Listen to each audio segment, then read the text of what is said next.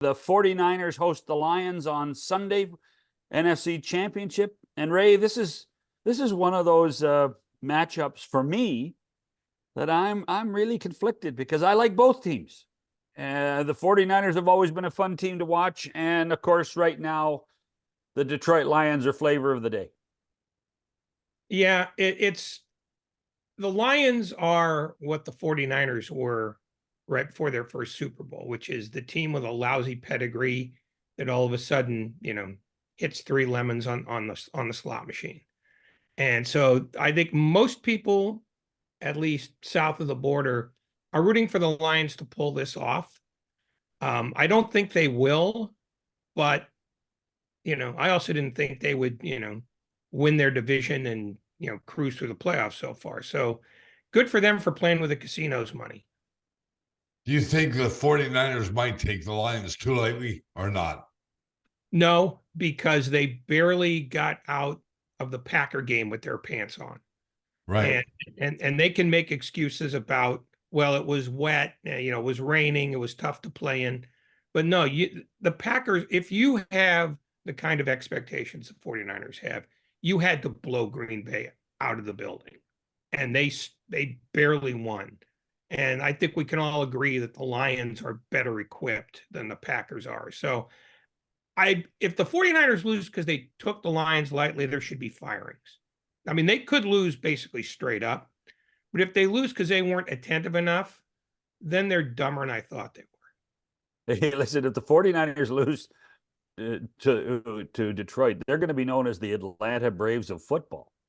A team that always is successful. And how many Super Bowl championships are there in this generation of Niners? Yeah, well, the Niners haven't won a Super Bowl since 1995. Right. And for a team whose fans are as smug as these are, that's a damning statistic that they tend to forget. It's that they've had stretches of really bad teams. And this is a stretch of a really good team that hasn't gotten it done. And they're not used to that because for the most part, when they were at their apex in the 80s, they won 4 times in 9 years. So they've sort of become used to, well, if we're in the playoffs, we win because we're us. And they're finding out that, there's a bunch more teams just like you.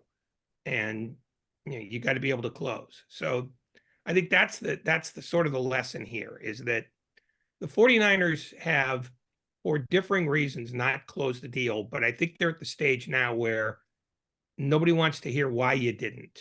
Either do or don't. And you think they're good enough to do, right? I think they're good enough to get there. I'm not sure that they're good enough to beat Baltimore because I'm not sure that anybody's good enough to beat Baltimore. No, I don't think anybody is.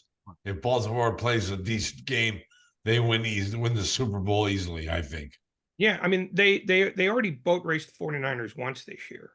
So a lot of bad things would have to happen to the Ravens on that day for them to lose. I think they are in a league with maybe 3 elite teams. They are 1 and 2, and everybody else is fighting for the bronze. Right. Do you think it matters that Baltimore may be waiting for San Francisco? I don't think you wonder if a player thinks, well, so we beat the Lions, we can't beat Baltimore. No, I don't. I think players at that level have a gift for self-delusion that is hard to top. They believe that they're the best team in football because they have to. Okay. The problem is they don't have the evidence to back it up, at least in this case. If Baltimore somehow loses to Kansas City, I mean, the 49ers also, they've lost to the Chiefs too. So they, by logic, have to go in hungry and think, we have to get this done. I don't think motivation is a useful excuse at this level. If you can't be motivated for this, go sell insurance.